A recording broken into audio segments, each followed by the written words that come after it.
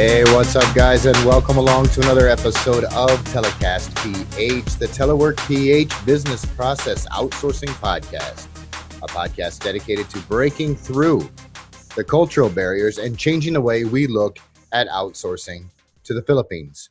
I'm BizDev Jeff, your host. I'm the Business Development Manager here at Telework PH. Thank you so much for joining. And as always, a special thank you to all who have been listening and following my content on Facebook, LinkedIn, TikTok, and Instagram.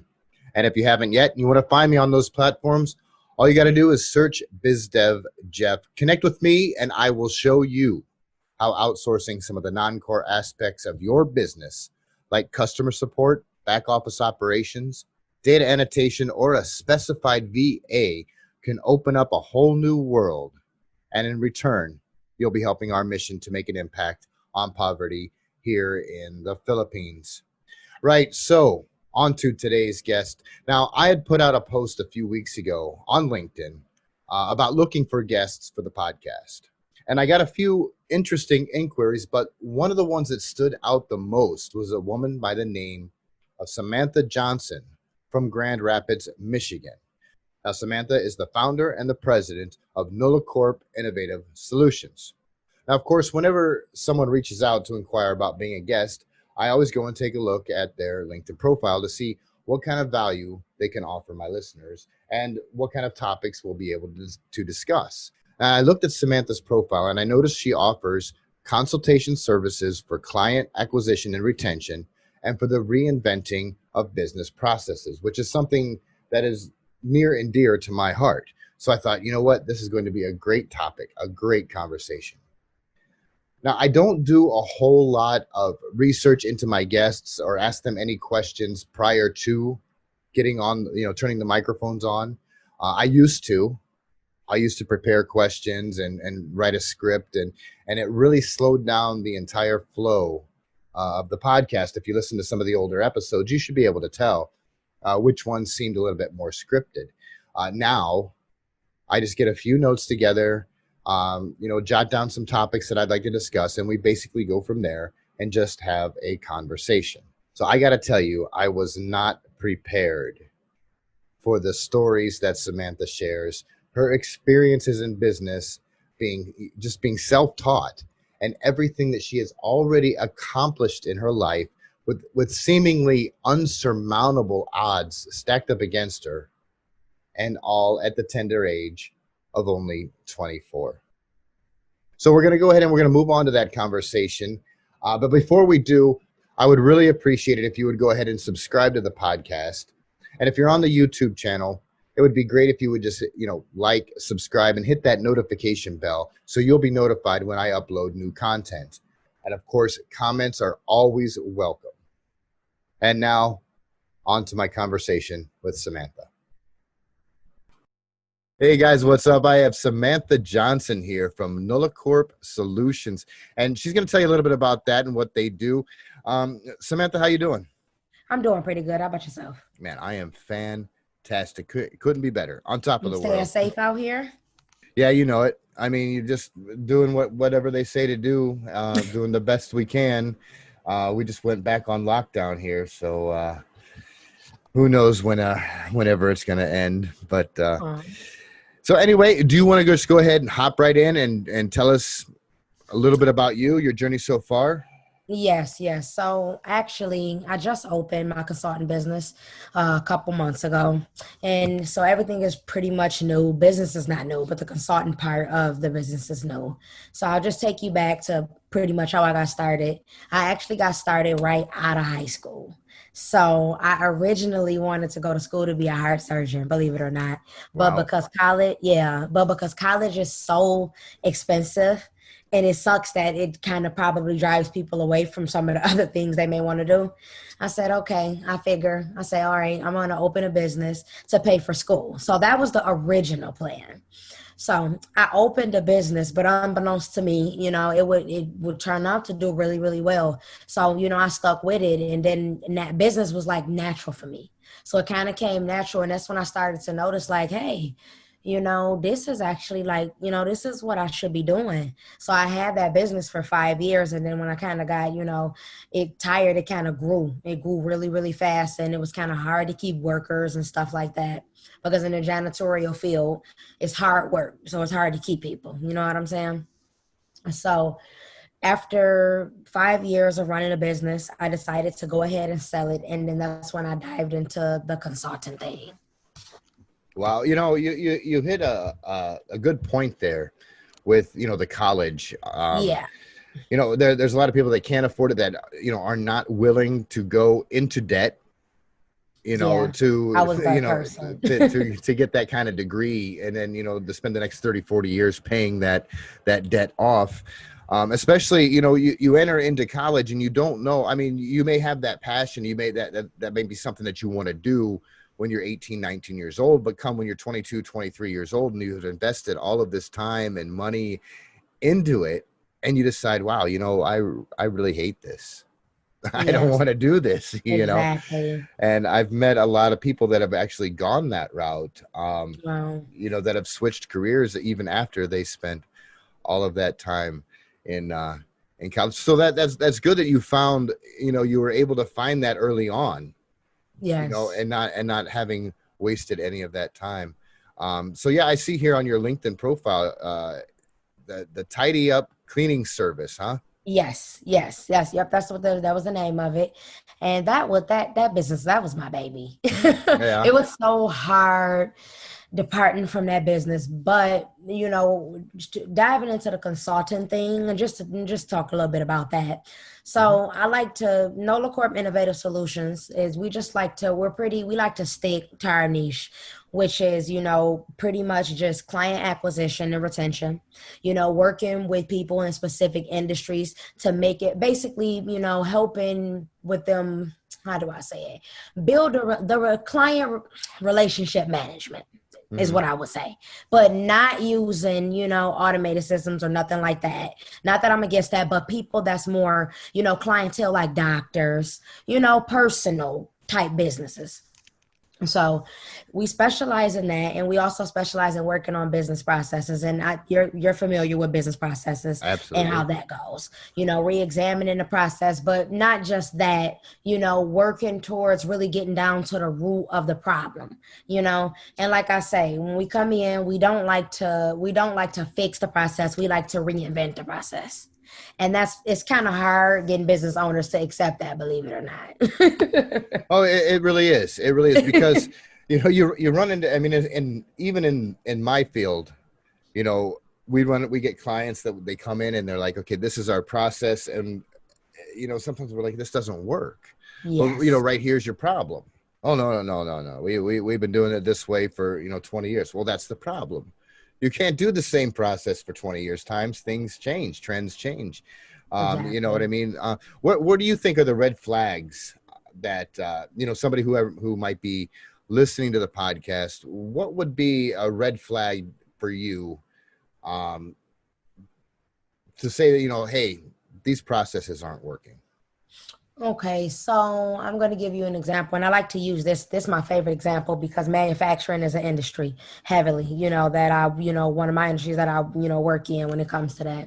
So what I like to tell people is, okay, and I'm going to use Amazon for an example. Amazon is so big, right, because of the way their shipping process is. Mm-hmm. And so I tell people, like, for example, with your shipping processes and things like that, you got to pay attention to not the actual complaint of the customer, but what they're complaining about. Because I think sometimes business owners look over that. They don't look deep enough into what the customer is complaining about. Okay, for example, if they're complaining about something getting to them late, to me, you will look, that right there would be a red flag that there's something wrong with the process in which you're getting the customers your things, right? Not the customer service. Because see, business owners think too much. When they see a bad review, customers, and this is where that client, management, that relationship comes in, that they tell business owners the red flags. That's the thing. The red flags are exactly what these customers tell you. because they do. I go through reviews all the time, though. They tell you. And instead of that, a lot of business owners look over that and they're like, okay, well, if they got a problem with shipping process, they might automatically go to, all right, well, USPS probably didn't do their job. Well, why do it have to be USPS? Why couldn't it have been that the way you have your representative taking the information, that process may be broken? Maybe they didn't maybe they didn't get the right information, and that's why the order wasn't able to be fulfilled at the right time. Right. Or maybe there's some, redundant steps that can be removed. That too. And streamline that Definitely. process out a little bit. That's something that I run into a lot as well. Yeah. You Oh know, man. we have a restaurant here, and it's like I'm not going to say the name of it, but it's a fast food restaurant, and now this is before the pandemic. They wanted to make things faster, so they put extra steps in, and it to me, it just didn't make sense. I'm like, how can you make anything faster by putting Yeah. extra Oh layers into it? yes. Yes. So I think that that's a good point that you made. I mean, with just that specific example, is taking a look at the entire big picture. Yeah. Yeah. We can't just blow it off and say, well, the customer's mad because the postal system or whomever was late. Maybe it's on our end. We need to take it from that beginning and go through the entire journey. Exactly. And I think a lot of business owners miss that because I'm in the position where I'm doing everything, and so you can't really, like the Amazons of the world, like the CEOs, and not even just those, but medium-sized businesses too, that might not have as much time, as small business owners. So, and I like the point you made about removing the steps, because there's a lot of people, a lot of businesses that have a lot of extra steps. And speaking of that, I actually read a book, and it was a really, really good book.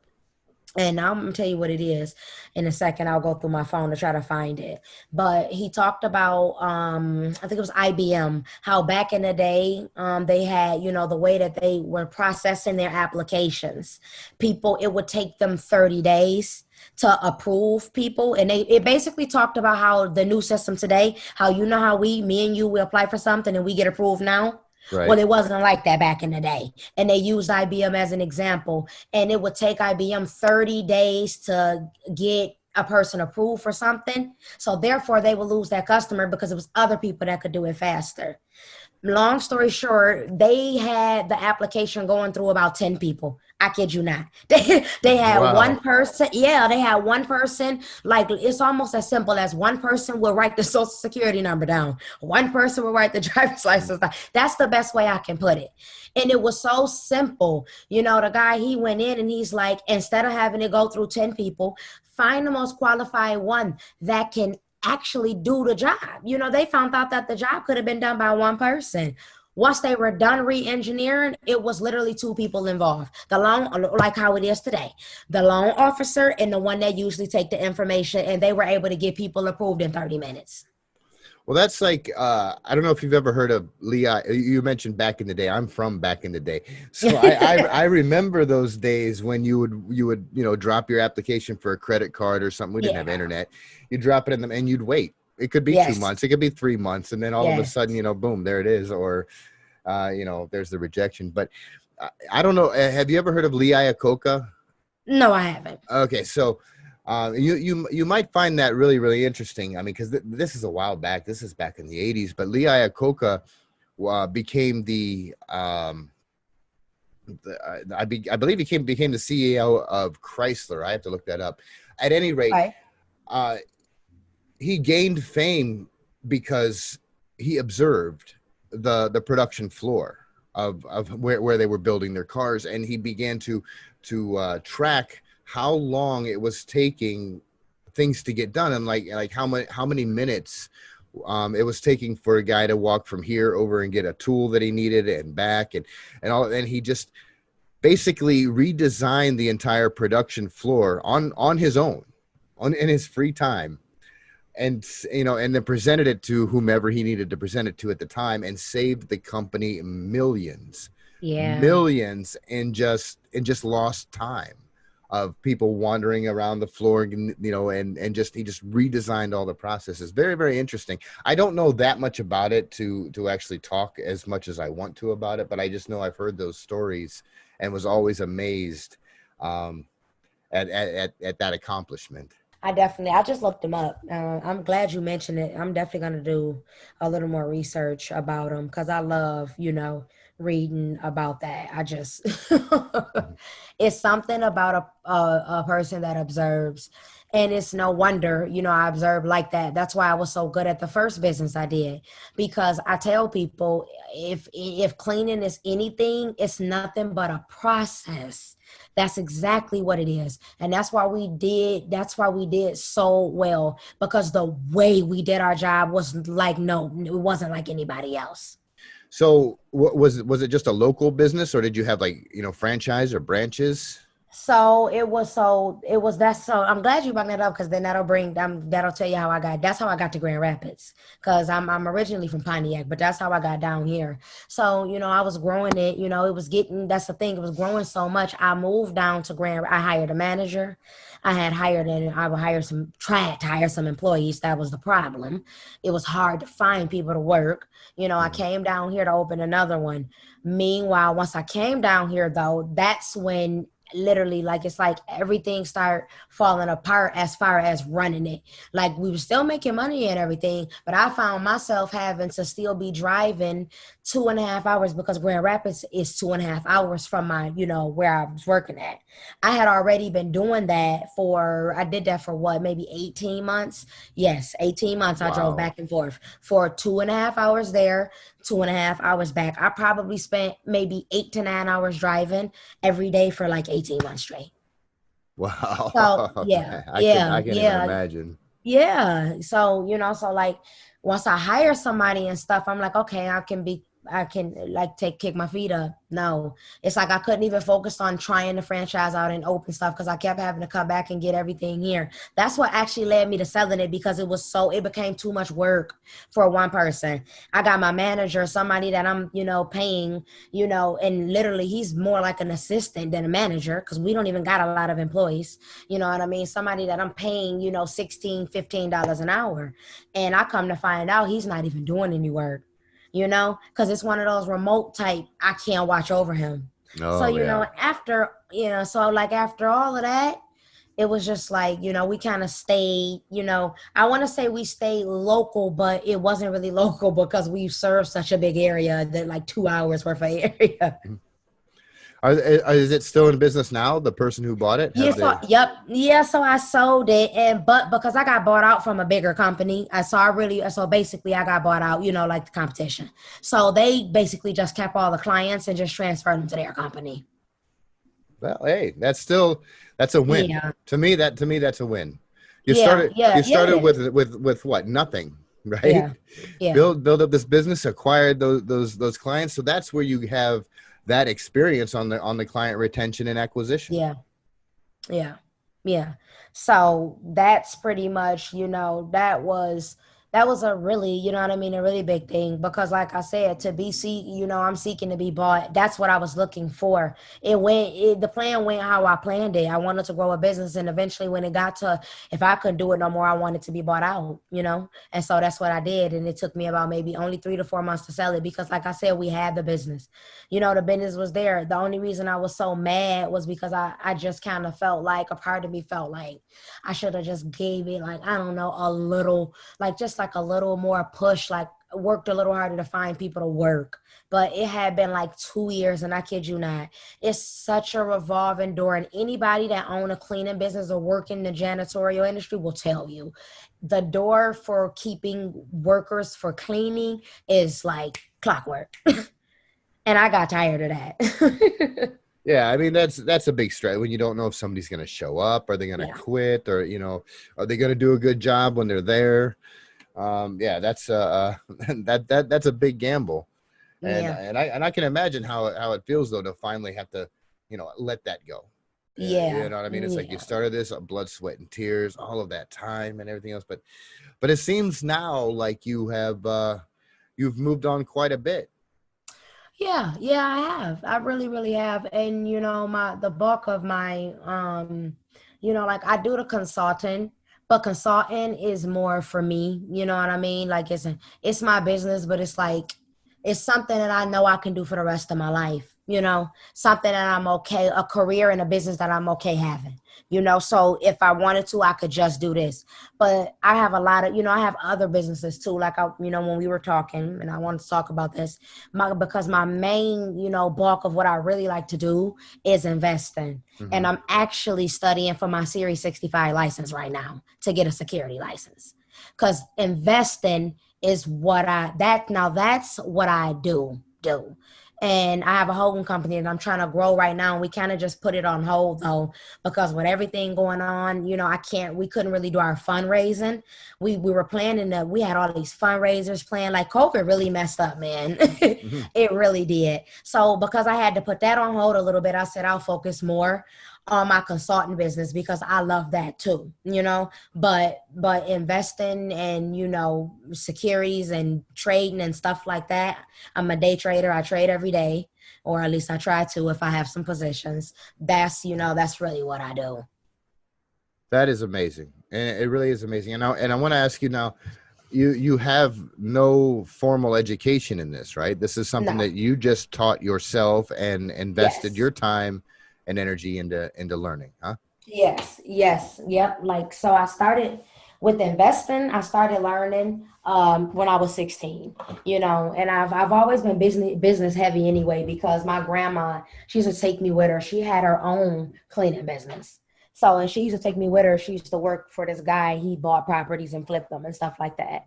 So I've always been around, that kind of stuff. So I started dipping and dabbing when I was 16, and just once I hit 18 and I was able to really get out there, that's when I kind of just took off. And from there on, I've been doing nothing but just like reading. And if I can encourage anybody listening, read, read, because that's what people, they ask me, how you do it? I say, read.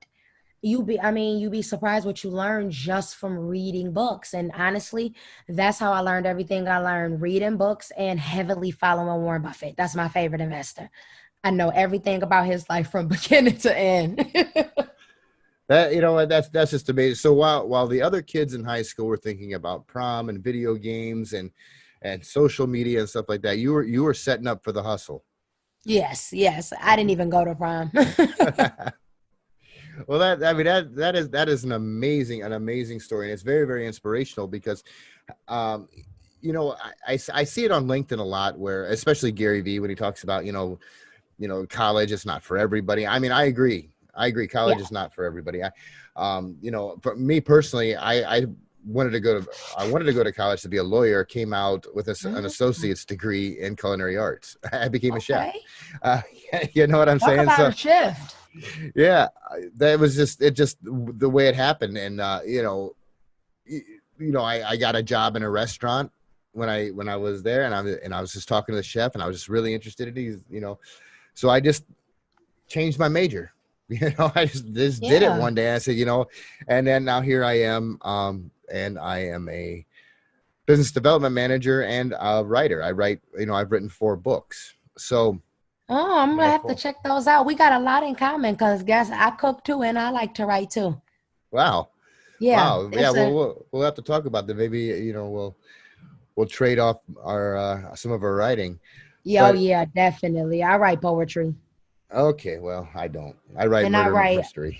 Yeah, I write poetry, but I write, like I write too, like I blog. Because when you're doing consulting, there's no Hmm. way to be a consultant and not be good in writing. I'm just gonna tell you, because or have somebody write for, because that's the whole foundation. Like you have to publish and do so much information. So you got to think like I'm emailing people, potential clients. I'm sending them tips and stuff. So articles I always write. And as a matter of fact, I'm behind on my LinkedIn. I got some on there if you want to check them out.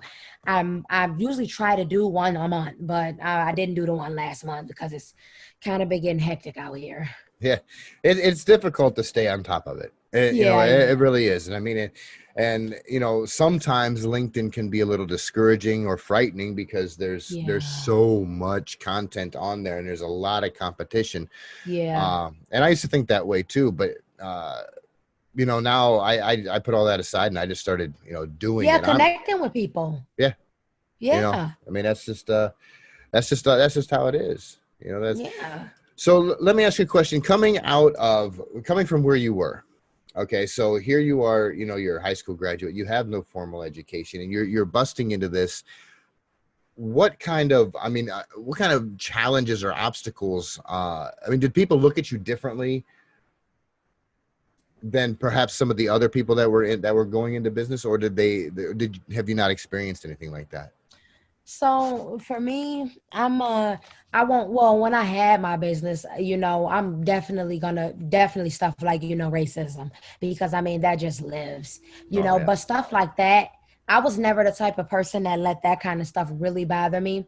I'm kind of like, I know it's here, I know it exists, but it don't really matter to me. I kind of push it to the side because I'm still gonna keep trying to do whatever I'm gonna do.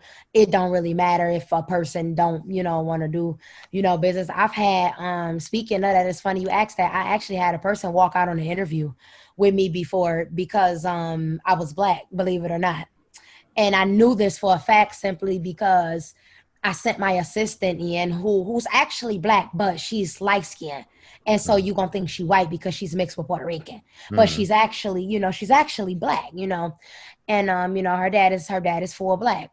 But so she's in there doing the interview. Everything was all good while she was doing the interview, until I got there, because she was supposed to kind of hold the fort down.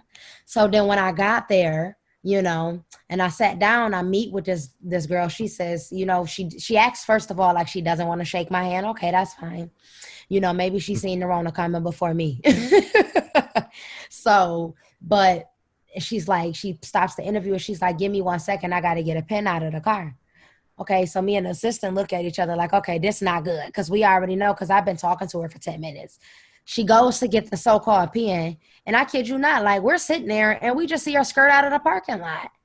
And I'm like, that's crazy. Like, I'm like, I don't like, and then we called her, and, my assistant called, she's like, why you leave? She was like, I'm sorry, I just didn't feel comfortable. Okay, well, because nobody did nothing to you, and you was comfortable as long as you was sitting here with my assistant who doesn't appear black. But when the black person come in and you say you don't feel comfortable, what you think we gonna think? Because that's what y'all always say once we come in. How dare you be black? Yeah, and it's just like, okay, and I'm gonna be honest with you, that probably was the first time in my life that it really did, like the first and only time it did affect me. And maybe that was because of how bold it was, I guess. Mm-hmm. Like, it is, I guess I'm more respect, I would respect somebody more if they would be honest about what it is, you know what I mean, than for them to act like how she did it, if that kind of makes sense.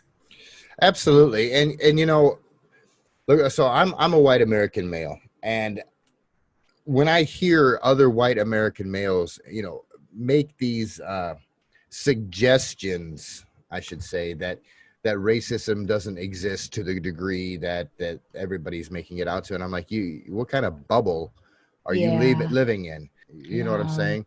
So I mean, Yeah. that's all I'm saying is, that's one thing that something that people just don't understand, that you can pick up on that, just like you did Yeah. with that woman, in the interview. She could have told you I was sick, or Yeah. I was going to throw up or something like that. But Yeah. you can read the body language, you can see the eye contact, you can see how they're. Yeah, yeah. And that's why, when and then when, because, it's no secret, you know what I mean, that I'm gay either. So when I was talking to my girlfriend, she's like, well, are you sure it was because you black? Are you sure it wasn't because you were gay? And I'm like, "No, why would it be because of that? Because guess what? My assistant is gay. She looks just like me." You have a lot stacked up against you. You got the trifecta going on. Yeah, go ahead with it. Say it, cause my Yeah, mom say it. You're a woman, you're you're black, black, and you're you're gay. gay. Yep, I'm aware. Nope, go ahead. I'm aware. I'm aware. Oh, I know you're aware, but I didn't want to just come out and say, "Hey, you gay black woman," Yeah. but it's being in that situation. That is a lot to overcome. Having all three, and it just seems to me like you're doing it amazingly. Yeah. I will definitely say that, I know a lot of gay people probably have more problems than me with that. That I've never had a reservation about. I've never, felt uncomfortable. That part, that's something that definitely never, ever has bothered me. And I'll probably sound like an asshole if I say I don't think throughout my I can't remember one. I mean, I know that there's people that's against it and stuff, and that's fine.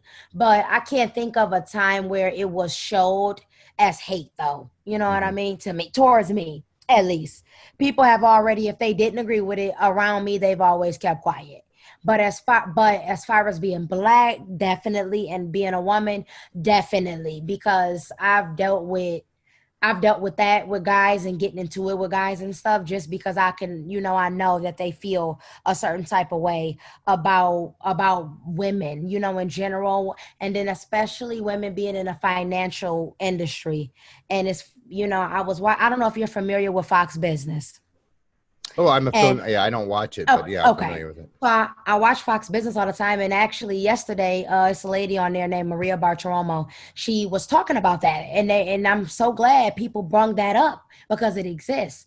And she was one of the first women to ever work on a New York Stock Exchange floor, and she basically was like, "Man, like people don't understand how you get treated. You know what I mean? Being a woman trying to be in that kind of space." Nonetheless, she's been there for 25 years, but I'm like, yeah, because that's something I deal with too, and I don't know what that's about. I don't know what that's about, and I can honestly say I don't understand that. It's challenging. Yeah, Well, I'm not saying for you. I'm saying for them. yeah, That's how they see it. You see it as I'm going to go in here and I'm going to make some money. yeah. That's it. They're seeing it as like, who is this person coming in here, this woman, thinking she's going to bully us around, and Yeah, it that sounds about right. and it's funny. It's like, and they see you and they see that you're driven and you're successful, or you're on your way to success or more success, and it's challenging for them. It's not, and it makes them, feel that pressure, Yeah, you I know think so. and so it's just that's just one hell of a situation. It It really, is. I mean, I think it's wonderful. I mean, I don't think it's wonderful that you're getting those prejudices, but I think it's wonderful how you're handling it, you know. Oh, thank you. So anyway, moving on. Let's talk a little bit more about the founding of NollaCorp. I mean, what how did that even come about? I mean, we talked a little bit about how you moved into it, but what was the spark, that first, you know day? So for the consulting business, Sure. okay. So pretty much, I moved in. I moved into consulting. I want to say it was actually a conversation that I had with a when I was cleaning with a client, when she took it upon herself to tell me why she chose to work with me, which really didn't have nothing to do with cleaning. It had something. It was just she was telling me why she decided to work with me as a person. And one thing that I've always had reservations about is I always felt like I was, how do I put this? I always felt like I was kind of different, like the Elon Musk of the group. I kid you not. Like that's how I feel in business. How Elon feels in business, how he's just in his own bubble. That's Mm-hmm. how I am. And I know that I'm different. And I didn't know if that was a good thing. But the lady, she told me, she said, "You want to know why I chose your company?" I was like, "Yeah, why?" And she was like, "Because you're not a stick in the mud." And I'm like, "What?" I'm like, "What do you mean?" She was like, "When I meet these people, these corporate people, they always think because they're businesses, you know what I mean, and they're business owners, they gotta carry themselves a certain kind of way. But you're just yourself. You're not uptight. You run a business like a person, you know." And I'm just thinking to myself, like, so that's it. I already got my knowledge, you know what I mean? And I'm not, even though I'm not a people person, and people probably would disagree with me with that, but I can tell you I'm actually not, believe it or not. Even though I'm in this space, I'm not really that much of a people person. So when she said that, that made me really take heed, and I started looking at Hmm. myself. And that's really what made me start taking my consultant career more serious, because the thing that was holding me back was thinking that I wouldn't be able to mesh with people. But then I had to start thinking like, well, the business that you're in, you're dealing with people all the time, and you're dealing with people on a really close note too. I'm in people's houses. I've watched people's kids grow up. I kid you not. So that was that spark, that really took me, into really that made me pull the trigger, like ongoing. And I'm like, okay, I can do this. And I hope that makes sense. Oh, it makes perfect sense. And I like what you said about you never considered yourself a people person, and I think that could have really worked in your favor, because if you're a people person, then a lot of times you're mingling in with other people, you're trying to please them, Yeah. and as you speak, and as you articulate your words, I can hear a lot of, like, authority, knowledge in your word. It's like you seem that to be the type that what the hell you're talking about, and you're not Yeah. going to speak about things that you don't know, Yes. if Yep. you if you That's don't me. if you don't know what you're talking about. Yes, you that's know that's absolutely me. I stand on what I know from, and I like to stand on what I know from my own experience. So it's funny. I'm happy you brought that part up, because that's another thing that catapulted me into this. And I sat down with with my business lawyer one day, and and he told me, he's the one that kind of told me, like, look, I know you want to do the investing thing, that's fine, but with investing, you need all of this money. You know what I mean? Like, I got this 30-page business plan, and I'm looking for this funding. And he's like, that's going to take you a little time. He like, what I really think will be good for you, because then you'll be introduced to new people for that business too, is to pursue your consulting. And he basically told me, like, you have the, what I mean, what you're talking about, from your experience. And one thing about consulting, when from doing just my research, that I noticed is that they said a lot of people that go into consulting never actually was in that business. They probably went to school for it, but it's very rare you're going to meet a consultant that is a consultant because they ran the kind of business that they're consulting about. Thank you. That is something Yeah. I'm always talking about, and Yes. and I don't want to offend anybody who might be listening, Me either, but I but get it. I see it on LinkedIn all the time. These I call them kids, but these young people, they come out of college and they've never been in the business world, and all of a sudden they're a coach, Yep. with zero experience. So I mean, I wish them the best. I really do. And I Yeah. hope that they do well, because I want everybody to do well. I myself would not be ready to take advice from somebody who has no experience, in uh, Jerry Seinfeld. He told a joke, or said something a while back that I saw, and it stuck with me. And he says, I was driving around downtown New York, and I saw two homeless guys talking, and I realized that one is giving advice to the other, and it just was like a metaphor for so many things. Like, you have one homeless guy giving advice to another homeless guy about, being homeless, I guess, or something. And it's hilarious, because you really want to stick with winners. You want to stick with those people that have accomplished things like you have.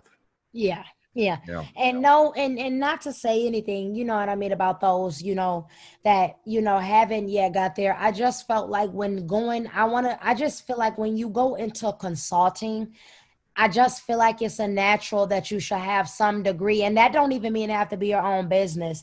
Even a person, I would even feel comfortable if somebody, for example, I have a consultant friend that's actually was the VP of Neiman Marcus. So, and that's what I mean. So, and she does consulting for sales. See, she can do that. You hmm see what I'm saying? That's good for her, because she's actually managed and ran and has done that, and has taken a company to over $250 million in sales and stuff like that. So I just feel like when you go into consulting, it really speaks when you actually have that experience. And that's why I try to really stick to what I know. And I'm not out here trying to, like I might offer somebody some advice, advice on like, human resources or something like that. But it's probably going to be along the lines of how to get a good, you know what I mean? Something like that. Hmm. But I'm not going to go out and consult and tell you how to find workers because that wasn't something that I could do. Right. And but I can definitely tell you how to find and acquire clients because that's something that I have done for a long time. And I've been working in customer service for nearly a decade. I might only have my business for that long, but every job that I ever been in was a customer service job. Well, that's what we do too. I'm the expert in customer service. And the funny Yeah. thing is I'm in the middle of a battle. I just put a video out about it. My bank's customer service is a joke. Oh, wow. It's an absolute joke, and it's hilarious. And I'm like, this is a nightmare. And here I am, the customer support expert. I build large scale teams of customer support agents, and yet I can't get through to customer support at my bank. It's hilarious. It's like a chef going into a restaurant and having a bad meal. Yeah. You know. So what for you would be like the ideal client? What type of clients do you personally like to look for? So the clients that I like to look for are pretty much, I want to say, do you mean in terms of personality or industry wise? Well, just people that you like, businesses or companies that you like to work with. Okay. Okay. So I like to work with, okay, for example, when it comes to hospitality and lodging, definitely that's one of my main because my mom was used to work in, she still works in cleaning, just not at a hotel, but she worked in hotels doing housekeeping supervising for like 20 years. So hospitality is definitely, lodging, those kind of businesses, hotels and, spas, resorts and stuff like that. I really like pretty much anybody that deals with clients, but deals with clients closely. Like I know you say customer support, but I'm sure you mean more like on the other side, like maybe like with Amazon and like how they do, is that what you mean when you say customer support? Well, yeah, customer support, like something goes wrong, something breaks. Okay. They Right. call, support slash service, Okay. slash success. So, Okay. Okay. So I'm looking for those clients that are looking to build a certain clientele base, if that makes sense. So that's close and personal. So for example, believe it or not, like a nail shop. I would love to have a client like somebody that owns a nail shop. People that's really personal with their clients, mhm. if that makes sense. Because what I'm really good at is being able to tell you what a client needs and what a client wants. And that's because that's what I spend so much of my time doing. Like literally like assessing clients' needs and what they want. And, Literally. yeah, and their pain points. What is it that they're looking for? And I see that a lot because a lot of companies, they don't want to listen to what people need. They're just Yeah. so interested in showing what they have to offer. Yep. Yep.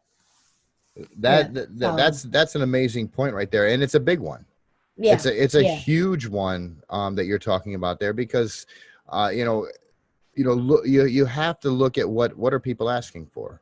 Yes. You could have, it's not like Apple's coming out and people aren't asking for a brand new iPod or Right. iPad. I don't have them, so I don't know. Right, I have a right. It's cell phone. like, what are they really asking for? Right. So it's like, Apple can put out a new product and people will line up to buy it. They have that reputation. However, as you say, like the nail salons and the hospitality businesses, they have to find the clients and the customers that want the certain amenities and the services that they want, that Exactly. they're looking for. Absolutely. That is wonderful. So how's your journey been on LinkedIn? Have you been meeting people on LinkedIn, you Yeah, I've know? actually met some really, really great people. Yeah, I'm talking to one. Yeah, Uh, I have. I've met some really great people on there. And honestly, I'm gonna be honest with you. And if I can give a tip to anybody using LinkedIn, and I learn this, and I'm sure other people's learning this if they're using it. I went on LinkedIn thinking I was supposed to find a client. And I think the best part is being on LinkedIn and the people you connect with, because the value that I'm getting just from watching and following people is crazy. Like literally last night when I was browsing on LinkedIn, I was on there like at 12, maybe 12, 1 o'clock in the morning. And I ran across a post, and that post literally is the reason I got up this morning to go ahead and do what I've been saying that I was going to do all of this time. So I really do think that LinkedIn is a powerful tool for knowledge and learning and really just getting to know people. And I think you'll get a lot of value if you're not on there trying to push your business, but really just genuinely engaging in people. So I would definitely say I've met some great people on LinkedIn, and I probably have done like 10 meetings in the last 10 days. Oh, that's great. Yeah. That's a success story right there. Yeah. Because when I came to LinkedIn,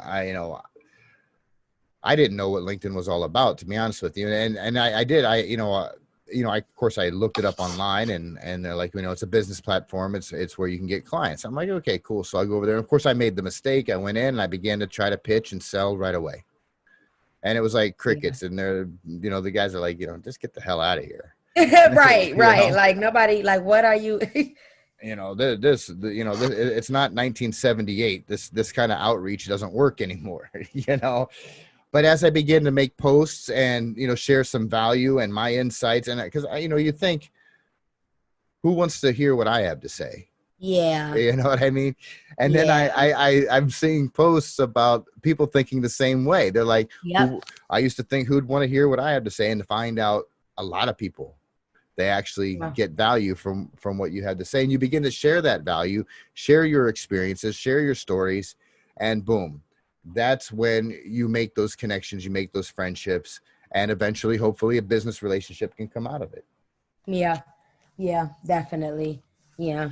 So I will definitely be sticking to it. And I'm definitely going to be, working harder to acquire, some of those clients that I'm looking for. And physicians and doctors too. I wanted to add that in for the type of clients that I like to take.